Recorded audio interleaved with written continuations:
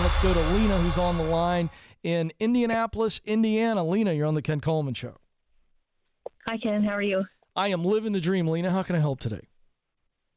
So I have worked for the same employer for 10 years now.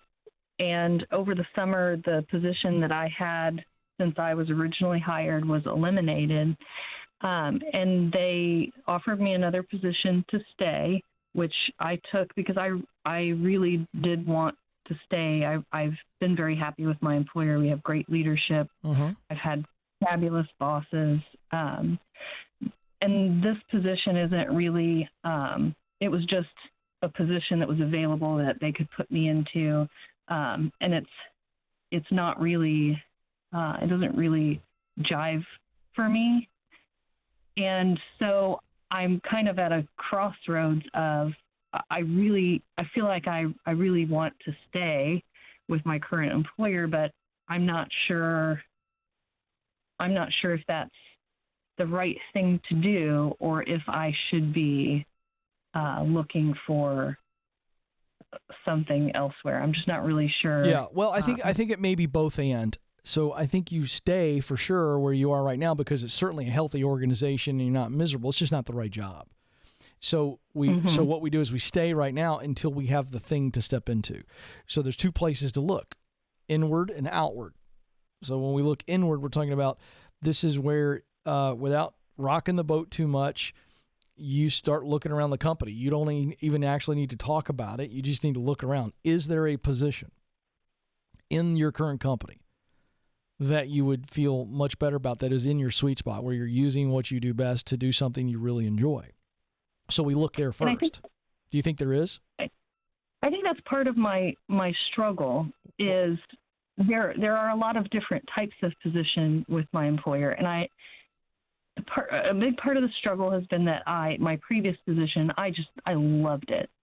I liked what I did. I had the best boss on earth. I had great coworkers. Why did you leave it? I didn't. Well, I didn't have a choice. Oh, okay. That area of the company was gobbled up by another department. Okay, gotcha. That's right. Okay. And they got rid of all of us.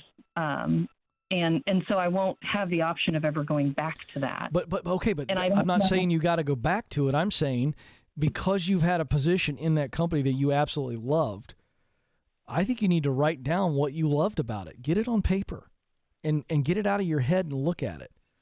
And because we know that the brain, we've got this thing called the reticular activating system. I talk about all the time on the show. Whatever we focus on, our brain goes out and takes pictures of it. Lena, have you ever bought a car? Yes. All right. Do you remember when you drove off the lot, the day you drove off the lot with the car, and then probably the next 3-4 days, a week, you saw the car everywhere? Oh, yeah. Mm-hmm. You remember going, well, that's weird. I didn't see it before that. I mean, do you remember this feeling and saying this type of thing? Yeah, yeah. Yeah. How is that possible? It's possible because you weren't focused on that car until the day you went to the lot and decided I'm going to buy that car, and you got so focused on it because that's a big purchase and you're all excited about it, and all of a sudden your brain follows the direction of our thoughts. It is a picture taker. We know this from neuroscience. And so it goes out and it sees things that you never saw before.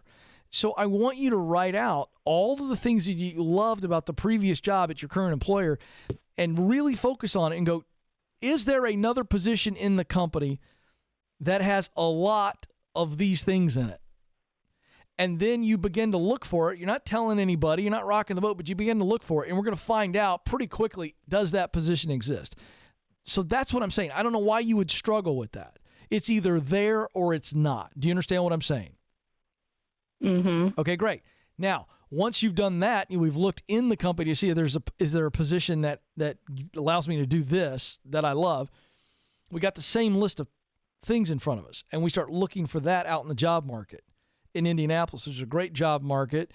The economy right now is still booming with jobs. More people more positions are available than there are people who are unemployed. So you take that list and you go, okay, I'm looking at some great companies in Indianapolis, and I'm looking on job boards and stuff, and I'm cross-referencing companies that are hiring and that I might like to work at because I think they have a great reputation. And I'm also looking at just jobs in general that basically include this type of work.